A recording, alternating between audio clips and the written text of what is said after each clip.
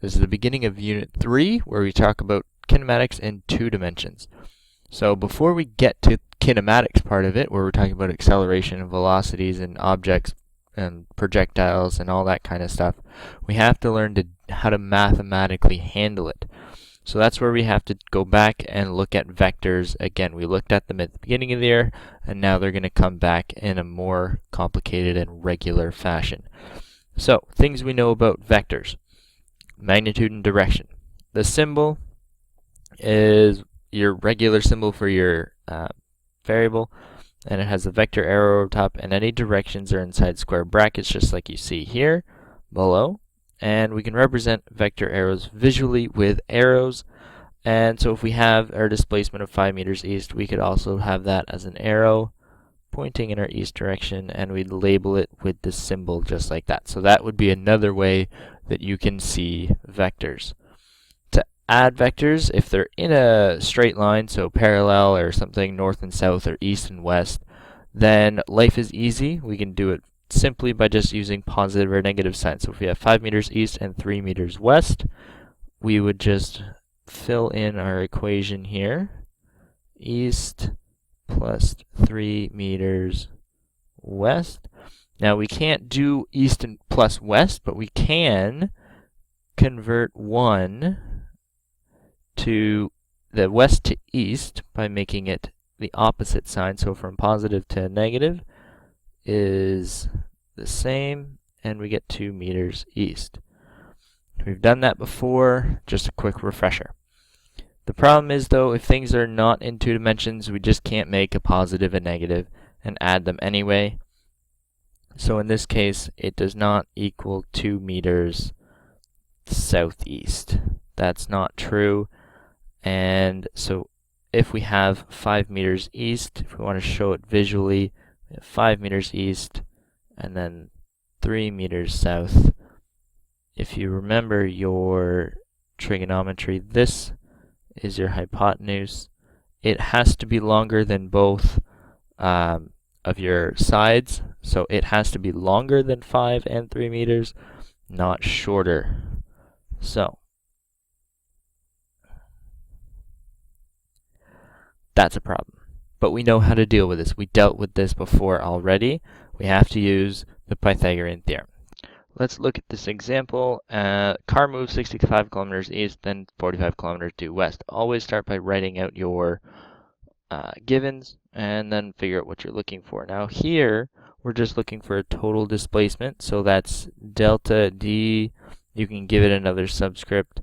But a total, whenever you see the word total, always think add. So in this case, delta D is just going to be our 2 other displacements added together, 65 kilometers east plus 45 kilometers west, and that we can't do just yet. We have to make the one, switch the sign and switch the direction, and then we get 20 kilometers east. But proper sig figs is both of those have to be significant, so we have to write it as 2.0 times 10 to the 1 kilometers east is our final total displacement. Now, in 2 dimensions, math can sometimes be, more complicated, so we can use a scale drawing. Scale drawings are tedious, but they will always work as long as you're very careful.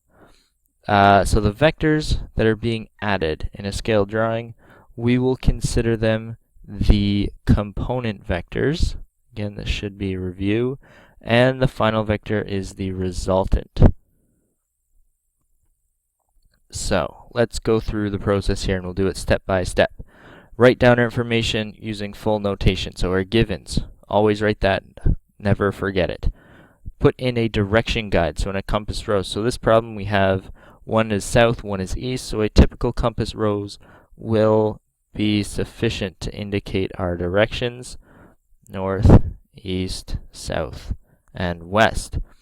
Indicate a scale. Now, your scale, depending on how much space you give yourself, can be very different, but the scale I'm going to work with is going to be that 10 meters is equal to 1 centimeter in my drawing. And that's just so I have enough space to draw easily. Now I've got to graphically add them.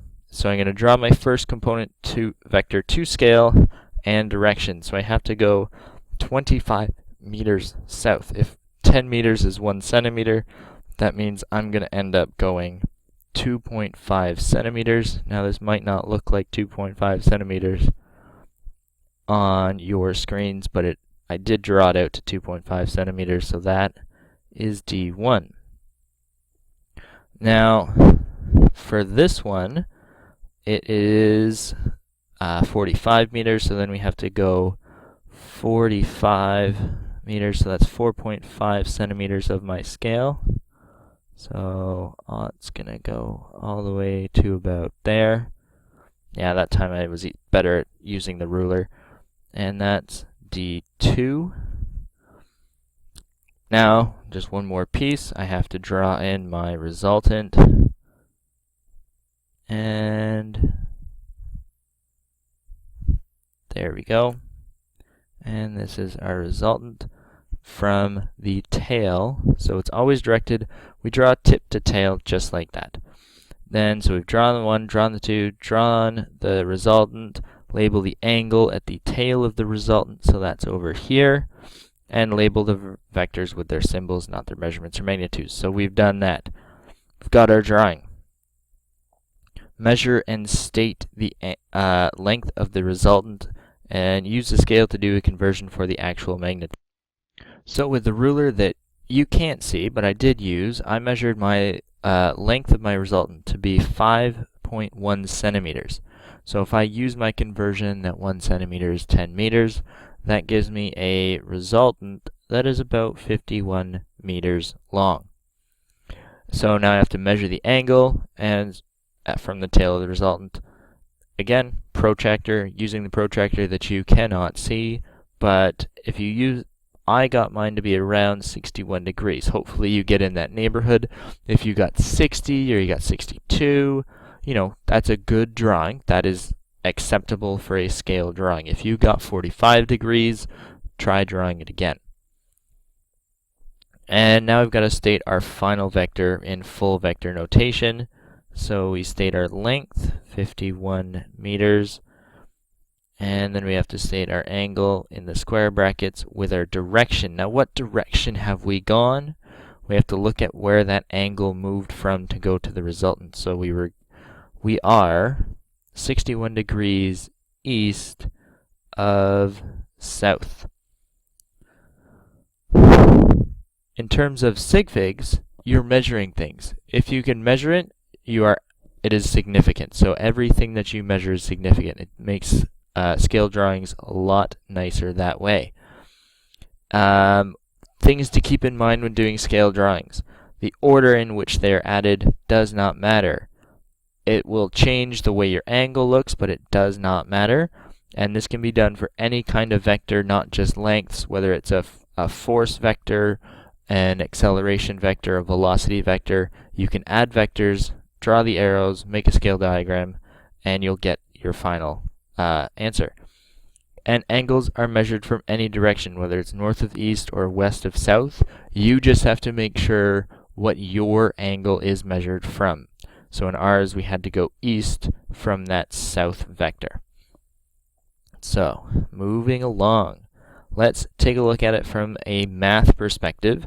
So, bit of trig review, sine, cosine, tan, opposite over hypotenuse. So for this triangle, that would be B over C. Cos, adjacent over hypotenuse, that would be A over C. And tan, opposite over adjacent, that would be B over A. And the Pythagorean theorem, c squared equals a squared plus b squared. You will know these inside and out if you do not already. For simple ones with trig, you know how to do these. We've done them before. Let's just go through it and get a formal set of steps and procedures to show what is expected. So, we have an example, let's work through it. Write down the information given. So a car driven 125 kilometers due west and then 65 kilometers due south. What is the resultant? I have written down my information, D1, D2, and DR. Always sketch a properly labeled diagram. This one is a sketch. It does not need to be to any scale, so I'm just going to say I'm going west 125 kilometers and then south 65. So this is D1, this is D2, and then my resultant is there from where I started to where I ended. That is DR. And then my angle is always at the tail of the resultant up there. Okay, so I drew a sketch. Apply the appropriate trig ratios in Pythagorean theorem to solve for the resultant and state the resultant using full vector notation. So, what do we know? We know that the magnitude of dr squared should be equal to d1 squared plus d2 squared, which, if we do a little bit of rearranging when we plug it in, is the square root of 125.0 kilometers squared plus 65.0 kilometers squared. Now, I'm going to do all of this math out because of how the sig figs work out. Sometimes it is important to show all of your work so that you can track this efficiently. So we get 15625 kilometers plus 4225 kilometers, and those should be kilometers squared. Now the sig figs for the first one, so I squared 4, so I should have 4 there, and then I squared 3, so I should have 3 there. And I'm going to add these two together, and I get the square root of 19,850 kilometers, is what my calculator tells me. And, well, if I'd be accurate to the tens value in both of them, so I have to be accurate to the tens value in this number, which is there. I'm not doing any rounding, I'm just tracking where I would round to. And then I have to square root, which is just like multiplication division, and I get 140.1 kilometers, which is the proper number of sig figs because I had 4, and then I square rooted. So the magnitude of dr is 140.1 kilometers. Now I have to do the angle. I'm going to use tan, so I can use the two sides that were given to me. Tan theta is going to be d2 over d1, and a bit of rearranging because we want we want our theta. That'll be our inverse tan to the negative 1. So d2 is 65.0 kilometers over 125.0 kilometers. Plug it into your calculator and it'll give you 27.5 degrees, which is to 3 sig figs, just like the least in our division. So we have our two numbers. Now we just have to put it all together. dr vector is 140.1 kilometers. Direction 27.5 degrees. What is the direction now? So in this case, if we look at our angle, we are south of a west vector. South of a west vector, so we went south of west. And so there's lots more problems of these available, and we'll see you in class.